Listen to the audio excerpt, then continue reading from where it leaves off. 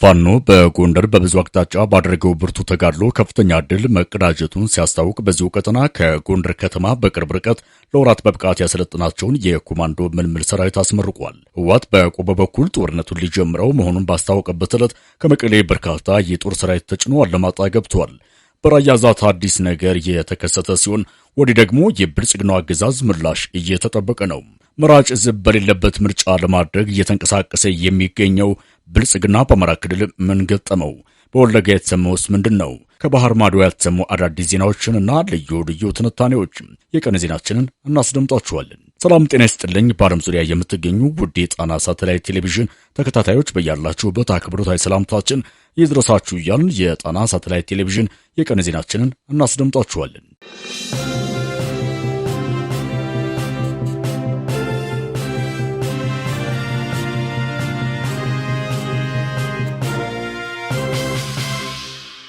በአገዛዙ ሰራዊት ላይ በተለያዩ ግንባሮች በተከፈተው ብርቱ ውጊያ ወታደራዊ ኪሳራ መድረሱ ተሰምቷል።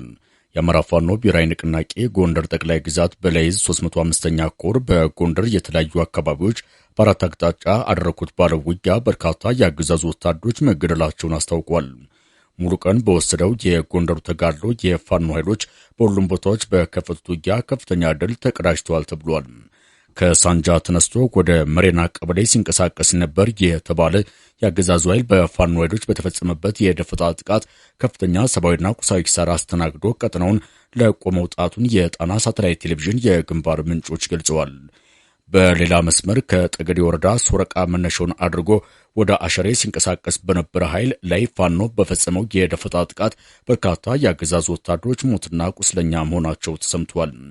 የጣና ሳተላይት ቴሌቪዥን ምንጮች እንደገለጹት ከሳንጃ በመነሳት ፋኖን ከበባ ውስጥ ለማስገባት ወደ ጠገዴ ወረዳ አዴት ቀበሌ ሲያመራ በነበረ የአገዛዙ ኃይል ላይም ጥቃት ተፈጽሞ ከፍተኛ የሆነ ኪሳራ ማድረስ ተችሏል ነው የተባለው። በዚሁ ጠገዴ ወረዳ እርጉዬ ቀበሌ የፋኖ ኃይሎችን በድንገተኛ ኦፕሬሽን ለመምታት የሞከረው የብልጽግናው ጦርም በተፈጸመበት ደፈጣ ተመቶ ቀበሌውን ለቆ ወጥቷል። በአራት ግንባሮች በተደረገውና የፋኖ ኃይሎች ታላቅ ድል ተቀዳጅተውባቸዋል በተባለው አውደ ውጊያ በአጠቃላይ ከ50 በላይ የብልጽግና ወታደሮች መገደላቸውን የፋኖ ኃይሎች የተጋድሎ ዝርዝር መረጃ ያሳያል። የመረጃ ምንጮቹ አክለውም 19 የሚሆኑ የአገዛዙ ወታደሮች ደግሞ ቁስለኛ ሆነዋል ሲሉ ገልጸዋል። በእነዚህ ግንባሮች በተደረገው ትንቅንቅ በርካታ የቡድንና የነፍስ ወከፍ መሳሪያዎችም በምርኮ ወደ 305ኛ ኮር የፋኖ ኃይሎች መግባታቸው ተሰምቷል። ከመሳሪያዎቹ በተጨማሪም የዲሽቃን ጨምሮ የተለያዩ መሳሪያዎች ተተኳሽ ፋኖ በምርኮ ማግኘቱን አስታውቋል። ፋኖ በጎንደር ለወራት ያሰለጠናቸውን የኮማንዶ አባላት በትናንትናው ዕለት አስመረቀ። ምርቃቱን አስመልክቶ መረጃውን ያወጣው የአፋብን ጎንደር ጠቅላይ ግዛት በላይዝ 5ኛ ኮር ህዝብ ግንኙነት ክፍል ለበርካታ ወራት ፖለቲካዊ፣ ወታደራዊና ተያያዥ ስልጠናዎችን ሲወስዱ የቆዩ ከ600 በላይ የኮማንዶ አባላትን በደማቅ ሁኔታ አስመርቀናል ብሏል። ሰልጣኞቹን ለማስመረቅ ከፍተኛ የፋኖ መሪዎችና የአባት አርበኞች ምክር ቤት አባላትም መገኘታቸውን የህዝብ ግንኙነት ክፍሉ አስታውቋል። በምርቃት ስነ ስርዓቱ ላይ የተለያዩ ወታደራዊ ትርኢቶች፣ ግጥሞች እንዲሁም የመዝናኛ ዝግጅቶች የመድረክ ድምቀት ሆነው ተስተውለዋል። ፋኖ ይህንን ስልጠና በመስጠት ሰራዊት እያስመረቀ ያለው ሰፊ ቀጠናዎችን በመቆጣጠሩ መሆኑን ልብ ይላል።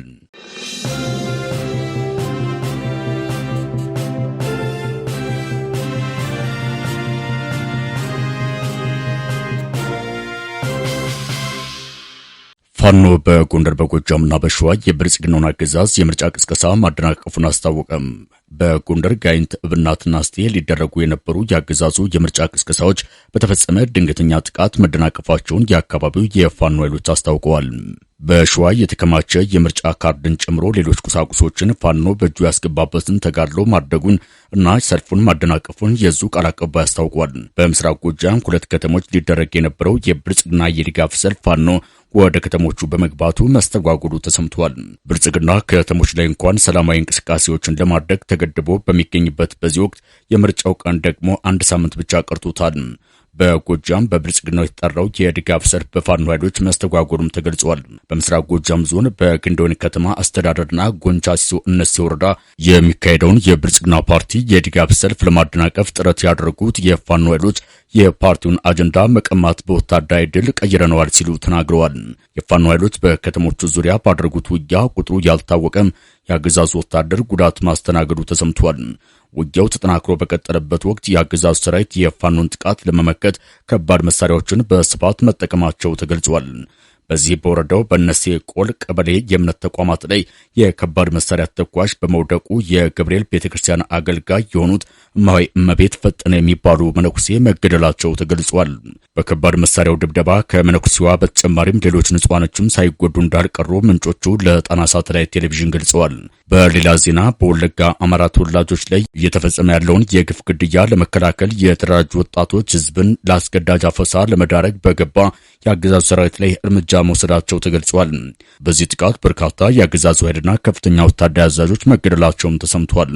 ጥቃቱ የተፈጸመው ከነቀምት ተነስቶ ተደጋጋሚ ጭፍጨፋ ወደሚፈጸምባት ጊዳ አያና ወረዳ ሲንቀሳቀስ በነበረ የአገዛዙ ሰራዊት ላይ መሆኑን የገለጹት ምንጮቹ ኮንቮይና አንድ ዴዲቼ በተባለ ቦታ ላይ ወታደራዊ አዛዦቹን ጨምሮ በርካታ የአገዛዙ ሰራዊት ጉዳት አስተናግዷል ተብሏል።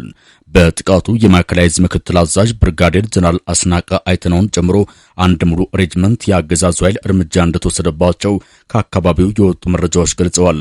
በዚህ ጥቃት የአገዛዙ ሰራዊት ይጠቀምባቸው የነበሩ 8 ተሽከርካሪዎችን ጨምሮ በርካታ የቡድንና የነፍስ ወከፍ መሳሪያዎችን በአካባቢው በተደራጁ ወጣቶች መማረካቸውም ተሰምቷል።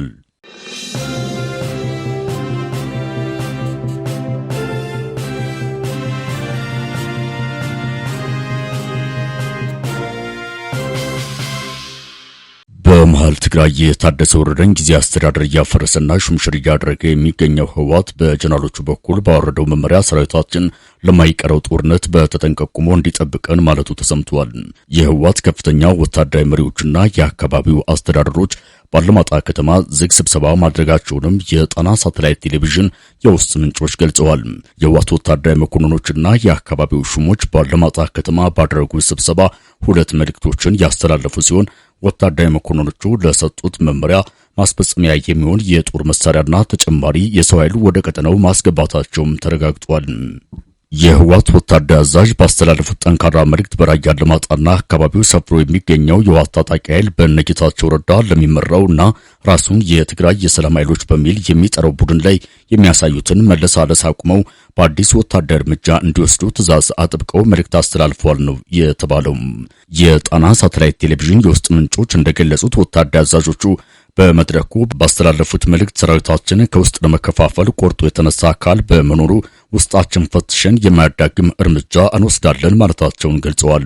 የፕሪቶሪያው ስምምነት ስለመፍረሱ የሚጠራጠር የሰራዊት አባል መኖር የለበትም ያሉት ወታደራዊ አዛዦቹም ህወሓት የሚያወርደውን ትዕዛዝ የሚያደናቅፍ ኃይል የትግራይ ህዝብ ጥላት እንደሆነ ታውቆ እርምጃ ይወሰድበት ሲሉም ትዕዛዝ አስተላልፈዋል።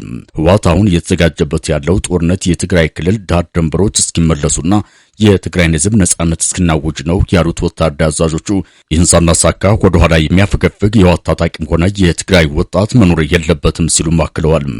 ህወሓት ዛሬም በመድረኩ ከዚህ ቀደም በተለያዩ ስብሰባዎች ዳር ድንበሬ ብሎ ከሚያነሳቸው ግዛቶች መካከል በስልጣን ዘመኑ ለ27 ዓመት በጉልበት ይዟቸው የነበሩትን የአማራ ርስቶች ማለትም ወልቃይትና ራያና ጠለምትን መሆኑም ይታወቃል። ትምህርት ቤቶችን ያለ ወቅቱ በመዝጋትና የትግራይ ወጣቶችን እንቅስቃሴ በመገደብ ከፍተኛ የሆነው ወታደራዊ ምልመላ እያደረገ የሚገኘው ህወሓት የፕሪቶሪያውን ስምምነት በብልጽግና አገዛዝ በመፍረሱ የመጨረሻ አማራጫችን ጦርነት መጀመር ነው ብሏል። ለዚህ ዝግጅት የህወሓት ክፍለ ጦር አዛዦች ለተዋጊዎቹ የስነ ልቦና ማጠንከሪያ ስልጠና እንዲሰጡ ሰነዶች ተዘጋጅተው መበተናቸውን የተገለጸ ሲሆን ከሰሞኑ በአንዳንድ የክልል አካባቢዎች የተነሱትን የትግራይ ሚሊሻዎች አመጽ የመቅጫ ህግም በሰነዶቹ ስለመካተታቸው ተጠቁሟል። በሁሉም የትግራይ አካባቢዎች በሚገኙ ነዋሪዎች የገንዘብና የደረቅ ሬሽን ስብሰባ እያደረገ የሚገኘው ህወሓት በራያ አላማጣ ደግሞ በየቀኑ ከወትሮው የተለየ ወታደራዊ ዝግጅት እያደረገ ነው ተብሏል። ትናንት አላማጣ ከተማ የነበረው የህወሓት ኃይሎች ስብሰባ ከተጠናቀቀ በኋላ በሌሊት ከዛላምበሳና አዲግራት ተጨማሪ ወታደራዊ ኃይል ጭኖ በማስገባት ማራገፉን የዓይን እማኞቹ ለጣና ሳተላይት ቴሌቪዥን ገልጸዋል።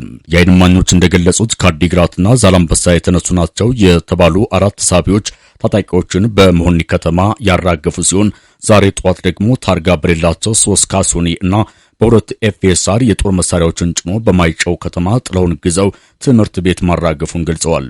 ተሽከርካሪዎቹ ከወታደራዊ ቁሳቁሶችና ከታጣቂዎች በተጨማሪም ወታደራዊ አልባሳትና ደረቅ ሬሽን ጭነው እንደገቡ አረጋግጠናል ያሉት ምንጮቹ 2 የነዳጅ ቦቴዎችም ዛሬ ጧት ወደ ስፍራው ስለመግባታቸው ተናግረዋል።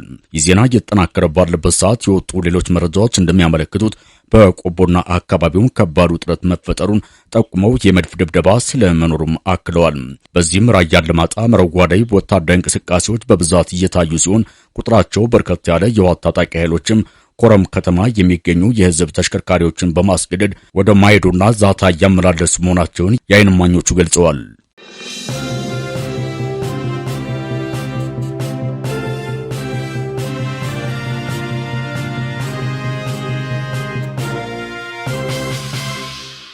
የአሜሪካና ኢራን ጦርነት አዳዲስ ሐሳቦችና ክስተቶችን እየፈጠረ ወራትን የተሻገረ ሲሆን የተሞከሩ የድርድር ሐሳቦች ሁሉ ፍሬ አልባ ሆነዋል። የተለያዩ ውይይቶችና የድርድር ሐሳቦች ሁሉ በአንዱና በሌላኛው ወገን እየተጣሉ ዓለምን ወጥሮ የያዘው ጦርነት ቀጥሏል። አሁን በወጡ መረጃዎች ደግሞ አሜሪካና ኢራን ስምምነት ላይ ለመድረስ ያላስማማቸው 1 ወይም 2 ጉዳዮች ብቻ መሆናቸው ተነግሯል።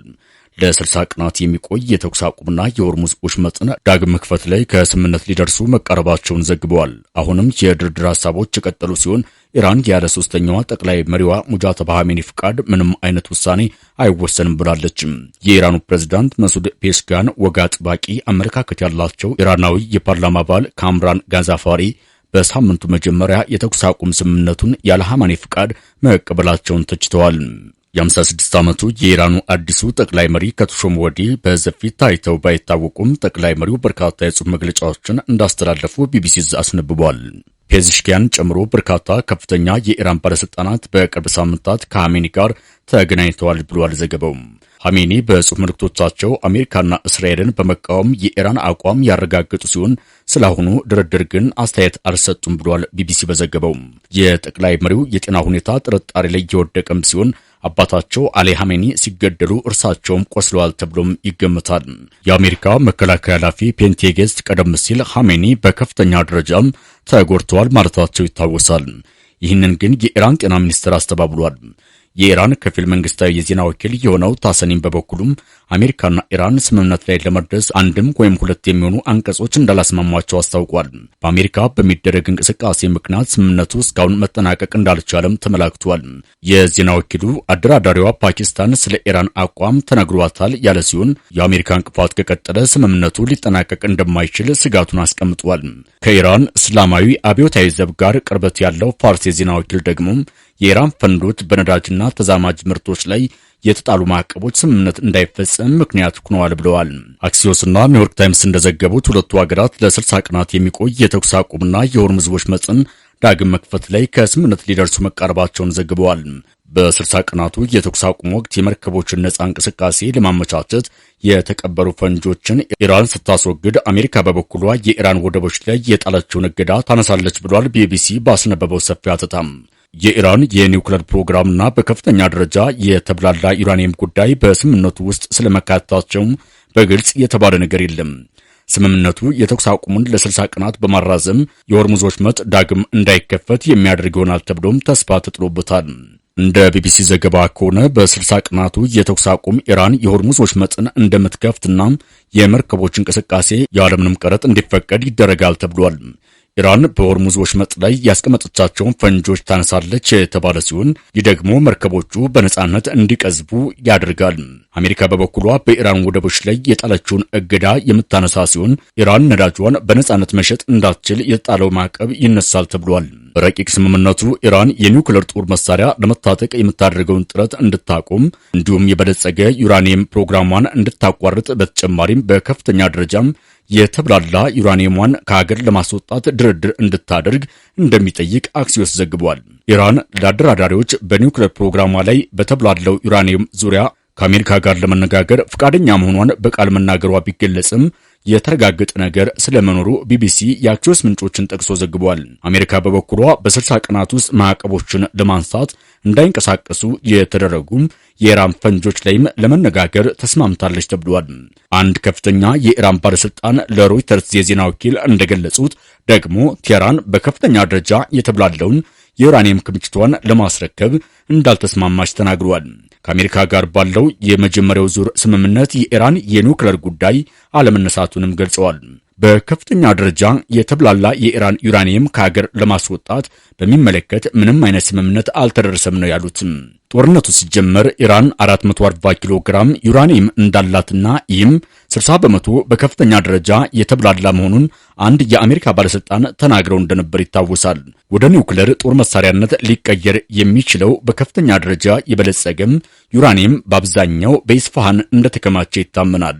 ተቋሙ ባለፈው ዓመት በአሜሪካና በእስራኤል አየር ድብደባ ኢላማም ከተደረጉት የኢራን 3 የመሬት ውስጥ የኒውክሌር ጣቢያዎች አንዱ ነው። ምንጮቹ እንደሚሉት ቴህራን ለ20 ዓመታት ኒውክሌር እንዳታበለጽግ የተቀመጠውን እገዳ ውድቅ አድርጋለች። በምትኩ ጦርነቱ ከመፈንዳቱ በፊት ያቀረበችውን የ5 ዓመት ገደብ ለድርድር አቅርባለች። በተጨማሪም 400 ኪሎ ግራም የበለጸገውን የዩራኒየም ክምችት እንድታስረክብ የቀረበውን ጥያቄ ውድቅ አድርጋለች። ይህም ቀደም ሲል 60 በመቶ የበለጸገውን ዩራኒየሟን ለማዳከም በሚለው አቋም አጽንታለች። አሁንም በርካታ ጥርጣሬዎችና ፍላጎቶች ቢኖሩም ለ60 ቀናት ይደረጋል የተባለው ተኩስ አቁም በጦርነት እየተገረፈ ላለው ሕዝብ ተስፋን የሰጠ ነው ተብሏል።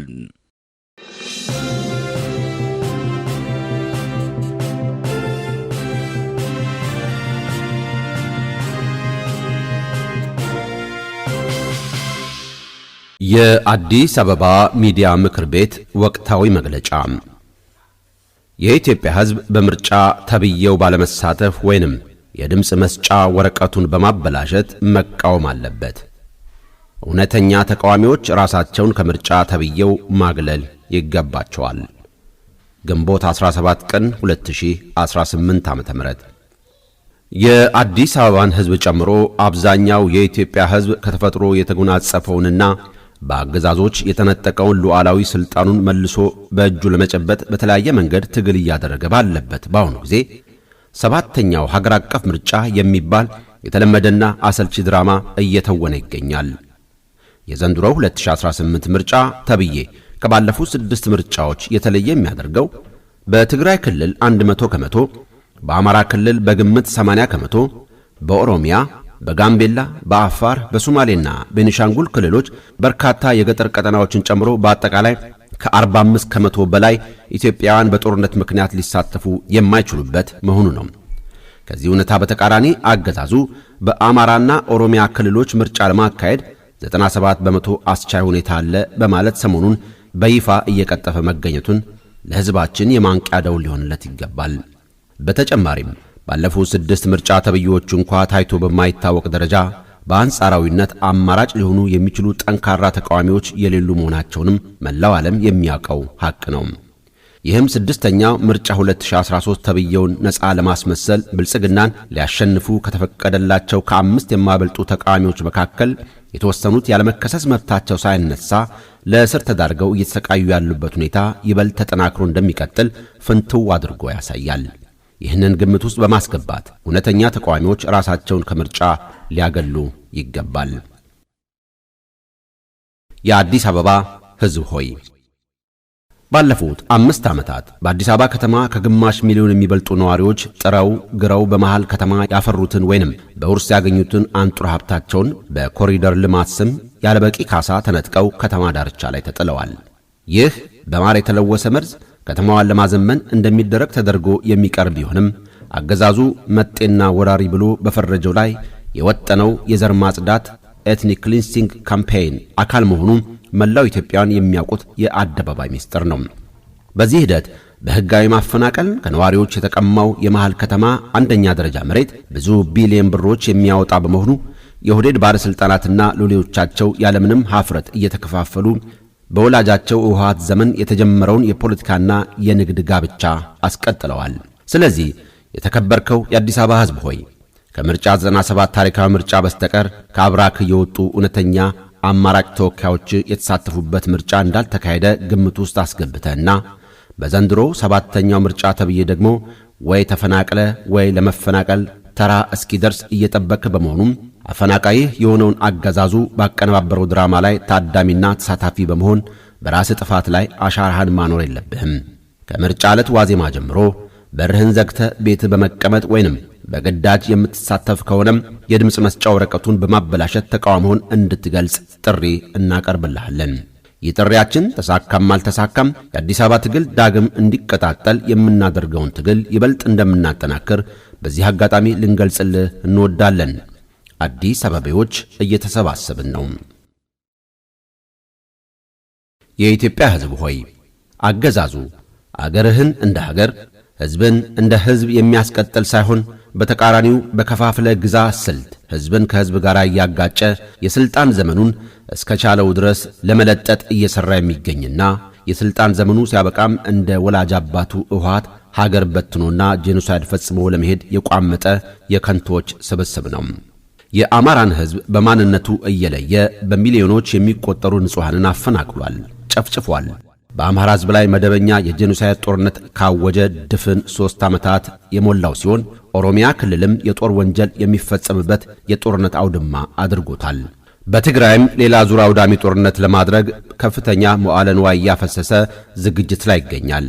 ይህ ሁሉ አገዛዙ ስልጣን ላይ ከወጣ ጊዜ አንስቶ የጠፋው ከ1 ሚሊዮን በላይ የሕዝብ ሕይወት አልበቃ ብሎት ነው። በአገዛዙ ድፍን የአማራ ክልል ሕዝብ በመደበኛ ጄኖሳይድ ጦርነት አበሳ እየተለበለበ ባለበት በኦሮሚያና መሰል ክልሎች ጦርነትና በሰላም ወጥቶ መግባት ብርቅ ሆኖ ዜጎች በየዕለቱ እየታፈኑ በሚዘረፉበት በሚገደሉበትና ሥርዓት አልበኝነት የሀገሪቱ አይነተኛ መገለጫ ሆኖ እያለ ትግራይ ክልል ከሞላ ጎደል እንደ ሌላ ሀገር ሆኖ ከኢትዮጵያውያን ወገኖቹ በተለየበት ሁኔታ በአገዛዙ የምርጫ ድራማ ላይ ያለምንም ተቃውሞ መሳተፍ ማለት ጦርነቱ፣ አፈናው፣ ግድያው፣ ማፈናቀሉ፣ መለያየቱና በኑሮ ውድነት እሳት መገርፉ ተባብሶ እንዲቀጥል ወይ መፍቀድ ወይ አይቶ እንዳላየ መሆን ነው ብሎ ታሪክ በእኛ ዘመን ላይ እንደሚፈርድ ሊታወቅ ይገባል። ስለሆነም መላው የኢትዮጵያ ሕዝባችን ከቻልክ በምርጫ ላይ ባለመሳተፍ አገዛዙ እንድትሳተፍ የሚያስገድድም ከሆነ ድምፅ መስጫ ወረቀቱን በማበላሸት የአገዛዙን ገመና እርቃን እንድታወጣ ጥሪያችንን እናስተላልፋለን። ስንተባበር እንጠነክራለን፣ እናሸንፋለን። የአዲስ አበባ ሚዲያ ምክር ቤት ግንቦት 17 ቀን 2018 ዓ.ም